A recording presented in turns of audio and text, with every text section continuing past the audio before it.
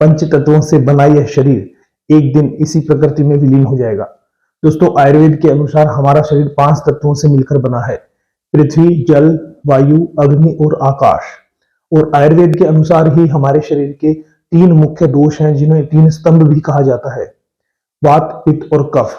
और जो 5 प्रकार के तत्व हैं, हर एक दोष में 2 तत्व सम्मिलित होते हैं। दोस्तों, ईश्वर ने जो हमारा शरीर बनाया है, बहुत ही जटिल प्रक्रिया से बनाया गया है। दुनिया के सभी डॉक्टर और वैज्ञानिक मिलकर भी एक बूंद रक्त की नहीं बना सकते, ऐसी जटिल रचना है हमारे इस शरीर की।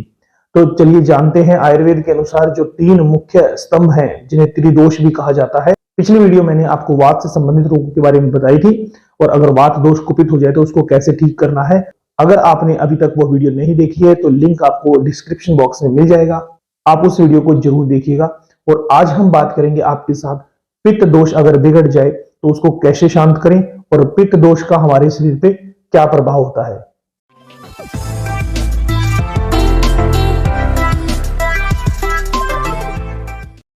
दोस्तों, पित्त हमारे शरीर में बहुत महत्वपूर्ण है। अगर पित्त ना हो तो हमारे शरीर में कोई भी परिवर्तन नहीं होगा।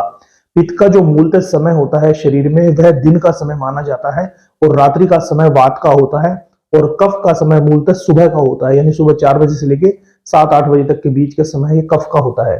दोस्तों, अगर पित्त हमारे शरीर में कुपित हो जाएगा तो उससे जनित बहुत से रोग हैं जो हमें घेर लेंगे। आज हम उन्हीं के ऊपर बात करेंगे। दोस्तों, पित्त दोष का मुख्य कारण शरीर में सप्त धातुओं का निर्माण करना है। शरीर में जितने भी हार्मोन जो हमारे बैलेंस होते हैं, वह पित्त दोष के कारण ही होते हैं। हार्मोन का सीक्रेशन पित्त दोष के कारण होता है। मेटाबॉलिज्म को फास्ट करता है, यानी चय अपचय की जो क्रिया शरीर में होती है, वह भी पित्त दोष के कारण ही होती है। रक्त का जो प्रवाह है वो सही रूप से चलता रहे, यह भी पित्त दोष ही बैलेंस करता है। उसके अलावा हमारे शरीर में जठर अग्नि यानी भोजन को पचाने की क्रिया जो है, वह पित्त दोष से ही नियंत्रित होती है। इसीलिए कहते हैं कि जिसके पेट में गर्मी बन जाती है, यानी पित्त दोष बिगड़ जाता है, उस व्यक्ति को पेट से संबंधित समस्या हो जाती है। जिन लोगों का पित्त दोष बिगड़ जाता है, उनके मुख्य लक्षण देखे जाते हैं, जैसे उनके मुंह में छाले होते हैं, पेट में दर्द रहता है, या पेट में अल्सर जैसी शिकायत होती है, आंतों में छाले होते हैं, या फिर उन लोगों को पसीना बहुत ज्यादा आता है, प्यास बहुत ज्यादा लगती है, गला बार बार सूखता है, और गर्मी बहुत लगती है। उन लोगों को शरीर में खुजली ज्यादा होती है, चित्के उभर जाते हैं, लाल चित्के आपने देखा हो, बहुत से लोगों को उभर जाते हैं। जिन लोगों के बाल बहुत ज्यादा झड़ते हैं या असमय बाल सफेद हो जाते हैं, आपने देखा होगा बहुत से लोगों के बाल कम उम्र में ही सफेद हो जाते हैं। तो दोस्तों, कहीं ना कहीं उनका कारण होता है कि उनके शरीर में पित्त दोष बिगड़ गया है। पेट का खराब रहना, लंबे समय तक अगर कब्ज रहती है किसी को, तो भी पित्त दोष का बिगड़ना माना जाता है, क्योंकि जब आपकी जठर अग्नि अच्छे से काम नहीं करेगी तो आपका खाया पिया भोजन भी आपको पचेगा नहीं, और जिसके कारण आगे चल के आपको विकार होने शुरू हो जाएंगे। दोस्तों, इसीलिए आपको ऋतुचर्या का सही से पालन करना है, दिनचर्या का सही से पालन करना है। आयुर्वेद के अनुसार अपने शरीर को, अपने जीवन को ढाल लीजिए, आपको किसी भी प्रकार के रोग नहीं होंगे। अगर ऐसा भोजन आप करते हैं जिससे शरीर में जलन बढ़ती है, एसिडिटी बढ़ती है, गैस बढ़ती है, तो वो सारे ही दोष आपके पित्त दोष को बढ़ाते हैं। ज्यादा मीठा खाने से भी पित्त दोष उभर जाता है। स्किन की प्रॉब्लम होने के और भी बहुत सारे कारण होते हैं, लेकिन पित्त दोष के कुपित होने के कारण भी स्किन के रोग होने शुरू हो जाते हैं। और दोस्तों, जिन लोगों को पसीने में बहुत ज्यादा बदबू आती है, उनको भी पित्त दोष कहीं ना कहीं बिगड़ा हुआ होता है, जिसके कारण पसीने में बहुत बदबू आती है। तो दोस्तों, ये तो बात हुई पित्त दोष के बिगड़ने के जो लक्षण हैं, हमने उनके बारे में बात की। लेकिन जिन लोगों का ऑलरेडी पित्त दोष बिगड़ चुका है, उसको ठीक कैसे करें, उसको नियंत्रित कैसे करें।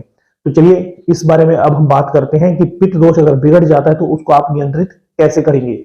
अब सबसे पहले आपको करना क्या है दोस्तों, ऐसी चीजों का सेवन बंद कर देना है जिनसे आपका पित्त दोष बिगड़ जाता है। जैसे कि मसालेदार कोई भी वस्तुएं जिनमें मसाला पड़ता है, जो आपके शरीर में जलन पैदा करते हैं। बाहर का जो भी भोजन है जिसमें मसाला पड़ता है, जो भी जंक फूड है, जो पैक्ड फूड है, वो आपको बंद कर देना है। शराब, गुटखा, तंबाकू अगर आप इनका सेवन करते हैं तो आप बंद कर दीजिए, क्योंकि इससे भी हमारा पित्त दोष बिगड़ जाता है। कुछ लोग ज्यादा एक्सरसाइज करते हैं, जल्दी शरीर का निर्माण करने के लिए उल्टी सीधी चीजें खाना शुरू कर देते हैं, उनको भी पित्त दोष बिगड़ जाता है। ज्यादा चटनी, खट्टी चीजें, सॉस वगैरह, अचार, ये सब खाने से भी पित्त दोष बिगड़ता है। गर्म मौसम में गर्म चीजें ज्यादा खाने से भी पित्त दोष कुपित हो जाता है। तो दोस्तों, आपको ध्यान रखना है, कुछ भी चीज आप खाएं तो उससे पहले आप ये देख लें कि आपके शरीर में कौन सा दोष बिगड़ा हुआ है।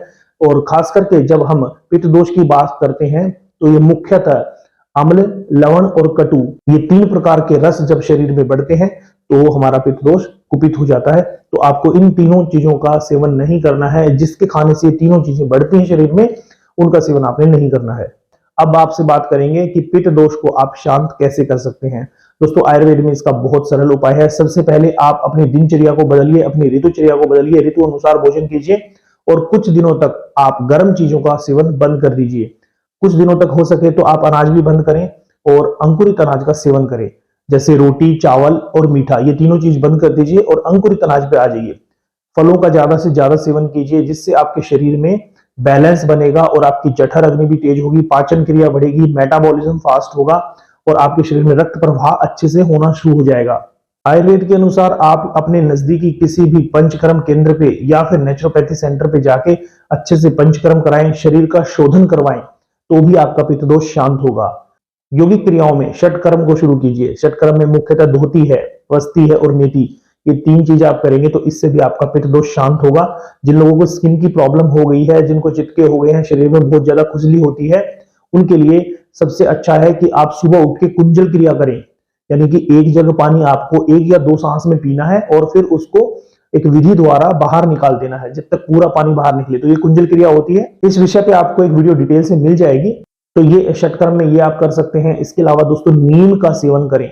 जैसे अभी मार्च का महीना है, मार्च, अप्रैल, मई, इन 3 महीनों में अगर आप नियमित रूप से नीम की जो छोटी छोटी लाल पत्तियां निकलती हैं इन दिनों में, कूपल जिसको बोलते हैं, अगर आप उनका सेवन करते हैं तो भी आपके शरीर में पित्त दोष शांत होता है। जिन लोगों का पित्त दोष बिगड़ गया है उनके लिए एक बहुत सरल उपाय ये है, छोटी हरड़ और देसी मिश्री दोनों को बराबर मात्रा में ले लीजिए और पीस के पाउडर बना लीजिए। 1 चम्मच ताजे पानी के साथ प्रतिदिन लेने से आप देखेंगे आपके शरीर में पित्त बहुत जल्दी नियंत्रित हो जाएगा और जो भी स्किन से संबंधित रोग है, जो भी त्वचा से संबंधित रोग है, वो बहुत जल्दी ठीक हो जाएंगे। जिनका पित्त दोष बिगड़ जाता है वो नीम की पत्ती अगर नहीं खा सकते हैं तो दोस्तों नीम की पत्ती का पाउडर ले लें और हल्दी ले लें, दोनों को बराबर मात्रा में लेंगे, दोनों को पानी में भिगो के पेस्ट जैसा बना लीजिए। उस पेस्ट को खा करके ऊपर से 1 गिलास ताजा पानी पी लीजिए। आप देखेंगे कि आपके शरीर में अद्भुत परिवर्तन आएगा, आपका पित्त दोष शांत हो जाएगा, जठर अग्नि तेज होगी और स्किन से संबंधित जितने भी रोग हैं वो सब ठीक हो जाएंगे। पित्त दोष के कुपित होने पर 3 चीजें ले लीजिए, धनिया, जीरा और सौंफ, तीनों बराबर मात्रा में लेके पीस करके रख लेंगे।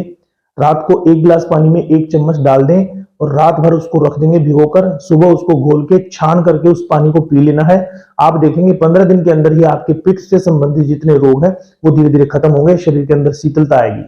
पित्त दोष शांत करने के लिए कुछ योगाभ्यास भी आप कर सकते हैं, जैसे जिन चीजों से आपके पेट के हिस्से पर दबाव आता है, जैसे मंडूक आसन है, पश्चिमोत्तान आसन है और भुजंग आसन है। इस प्रकार से आप ये 2-3 आसन करेंगे तो आप देखेंगे आपका पित्त दोष शांत होगा। शीतली और शीतकारी दोनों प्राणायाम आप करेंगे तो उससे भी हमारा पित्त दोष शांत होता है। लौकी के रस का अगर नियमित रूप से सेवन किया जाए तो उससे हमारा शरीर में बढ़ा हुआ पित्त नियंत्रित होता है और शरीर के जो भी विकार हैं वो सब खत्म हो जाते हैं। गेहूं का ज्वारा, दोस्तों गेहूं का ज्वारा इतना लाभकारी है, वह आपके पित्त दोष को शांत करने के लिए बहुत विशेष है, आपके रक्त को साफ करता है।